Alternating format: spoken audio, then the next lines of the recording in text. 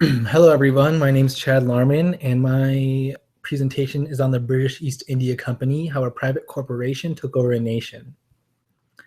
And so the East India Company was the world's first major corporation. And when the East India Company came to India in the early 1600s, India was ruled by the Mughals, and the Mughal Empire provided trading ports in the Indian coast to the East India Company. Within the next 150 years, European countries were all over the Indian coast, busy trading and accumulating profits. So as you can see, the British East India Companies are the British flag. So we have they're like on the coast. They have bases and trading posts. And like Calcutta, for example, is a very important one. We'll talk more about later. And then there was also French and Dutch. So there was European trading posts all over the coast, busy making money.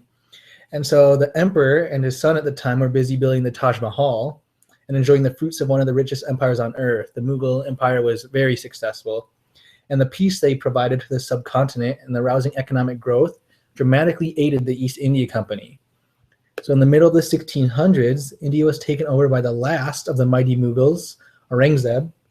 He was a brutal guy who was predominantly interested in Islam more than anything else. When an English pirate attacked ships from Mecca, he got brutal and closed all the East India Company bases. Soon the company asked for pardon and left to get back to their bases. The company realized that they would have to wait for Aurangzeb to leave as he was too powerful for them.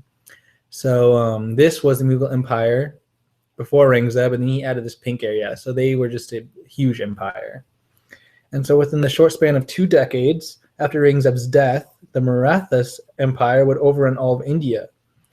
And so this was a period of big confusion, and because most of the local rulers were still loyal to the Mughals.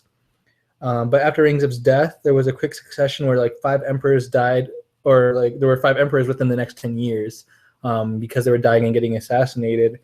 And so this was kind of like the fall of that empire, and the Marathas kind of took advantage of that.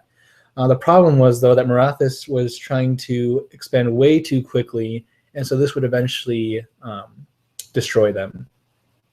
So in 1756, the Nawab, or native governor of Bengal, captured Fort William and imprisoned about 60 British soldiers overnight in an airless cell, and about 40 of those soldiers subsequently suffocated and died. So this incident is known as the Black Hole of Calcutta. So Calcutta, like I said, is right here. So this is where this happened. And this confirmed the British opinion that Indians were ruthless barbarians who needed to be taught civilized ways. So the Battle of Plassey in 1757 represents a turning point at which the East India Company ceased being only a trading company and openly asserted its superior political maneuvering and military might. And so the Battle of Plassey is a huge victory for the East Indian Company. So here's Calcutta, and then here's Plassey, the Battle of Plassey right here. And so what happened was their army was actually smaller, but there was a storm, and the East India Company smartly covered their gunpowder while the native governor of Bengal and his army didn't. And so that caused them to win this battle. And so at Plassey, the company displayed its ability as a kingmaker, placing a favored Indian ruler at the head of a puppet government that the company directed. So the Marathas were thus defeated due to overexpansion, and the company had control over Bengal. India was now completely changing. In the next 4 decades, the company would run over the rest of India without facing too much resistance. And so that's how a private corporation took over a nation. Thank you for watching.